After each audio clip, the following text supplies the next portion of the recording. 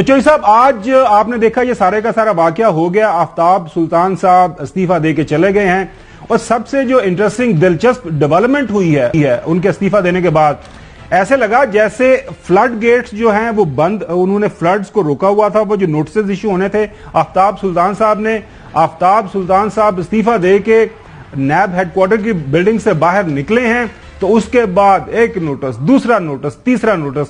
अभी तक की जो इतलात है उसके मुताबिक जो former prime minister Imran Khan के खिलाफ तोशाखाना के केस के हवाले से एक नोटिस इशू हो गया है। उनकी अहलिया बुशरा बीबी का नाम भी सुनने में आ रहा है कि शामिल है। शाहमूद कुरैशी साहब हों, फवाद चौधरी साहब हों और बाकी भी खटक साहब का भी नाम आ रहा है कि नोटिस धड़ाधड़ इशू हो रहे हैं। तो सर, कितना जबरदस्त काम नहीं हो गया? नैब तो सोया हुआ था, आफ्ताब सुल्तान साहब ने ऐसे ही रोका हुआ था नैब को। अब देखें कितने जबरदस्त अंदाज से नैब ने अपना काम करना शुरू कर दिया जी। कौन सा काम करना शुरू कर दिया है? वो जब बैठे हुए थे तो अब तो यही लगता है कि उनको इन लोगों के खिलाफ कार्रवाई पर दबाव डाला जा रहा था कि इनके खिलाफ कार्रवाई करें, तेज करें, गिरफ्तारियां करें, मुकदमे दर्ज करें, पकड़ दकड़ करें, कभी इधर खींच के ले जाएं, कभी उधर लेके चले जाएं। नैब जो है तो वो 50 करोड़ की जो हद लगाई हुई थी वो भी उनको भूल गई थी कि जितने की जो भी कार्रवाई है करनी शुरू कर दो, इनकी पकड़ दकड़ के बगैर काम नहीं चलता। तो वो साहब जो है वो गए हैं। मैं उनकी कारकर्दगी को 9 महीने की किसी तरह भी उसकी माफी तलाफी नहीं कर सकता, लेकिन आज जो उन्होंने बातें की हैं उनकी सारी तस्दीक तो उन्होंने बाद से अमल से कर दी है। आपकी बात काट रहा हूं, देखें उसमें आफ्ताब सुल्तान साहब का कोई कसूर नहीं था। आपकी जो पार्लियामान, आपकी नुमाइंदा पार्लियामान, लोगों की इलेक्टेड शुदा पार्लियामान ने एक कानून पास कर दिया था, इसमें आफ्ताब सुल्तान साहब का कोई कसूर नहीं था। जब आपकी पार्लियामान ने कानून पास कर दिया कि जी 50 करोड़ से जो है कम वाला कोई केस नहीं जो जिसके ऊपर नैब नोटिस नहीं ले सकेगा। उसके बाद नैब ने यह भी कह दिया कि कुछ जो जाती जो अपनी ट्रांजैक्शंस होंगी किसी भी खानदान के अंदर, उसके ऊपर भी कोई नोटिस नहीं लिया जा सकेगा। वो एक सेक्शन 9 है नैब का कि जो एसेट बियॉन्ड मीन्स है उस हवाले से भी नहीं पूछा जाएगा। ये कानून बन गए तो बेचारे आफ्ताब सुल्तान साहब क्या करते? मतलब जब उनके सर के ऊपर थोप दिया गया कि ये कानून है, ये पार्लियामान ने नया कानून बना दिया, तो इसी के ताबे रह के आपने काम करना है। नहीं, बात ये है, माफ करना, जब ये लोग किसी को अपॉइंट करते हैं या किसी को हटाते हैं तो फिर हम पूछते हैं कि भाई इस बंदे में कोई ऐसी खूबी थी जो इसको हटाया गया है, या इसमें कोई कजीज थी, इसने कोई इस तरह की कमिटमेंट दी थी इनको कि तुम्हारे मुखालफों के साथ मैं ये सलूक करूंगा, वो सलूक करूंगा, इस वजह से उसको इन्होंने चुना है।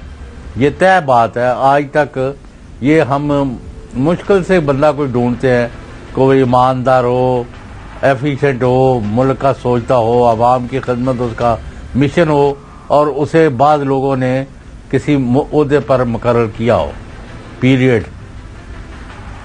लेकिन चौधरी साहब देखें, वो तो एक आप स्टोरी हो गई, इसमें कोई दो राय नहीं है कि आफ्ताब सुल्तान साहब को उन्होंने मुनासिब समझा, इसलिए इस ओहदे के लिए चुना। लेकिन साथ साथ में सिकंदर सुल्तान राया साहब को भी तो इमरान खान साहब ने इस ओहदे के लिए मुनासिब समझा, तो उन्होंने अलाउ किया था ना, उन्होंने अपना एग्रीमेंट शो किया था। उस पर दोबारा बाद में आएंगे प्रोग्राम के दूसरे हिस्से में।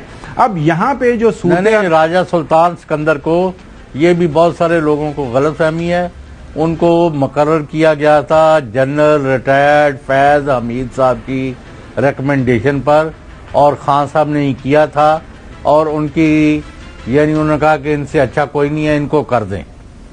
ये मैं कोट ऑन कोट कर रहा हूँ। नहीं सर, उस वक्त तो खान साहब ने बहुत सारे काम जो है ना वो आउटसोर्स किए हुए थे। बुनियादी तौर पर वो कहते हैं ना अंग्रेजी में कि buck stops at your table. तो prime minister chief executive of the country है।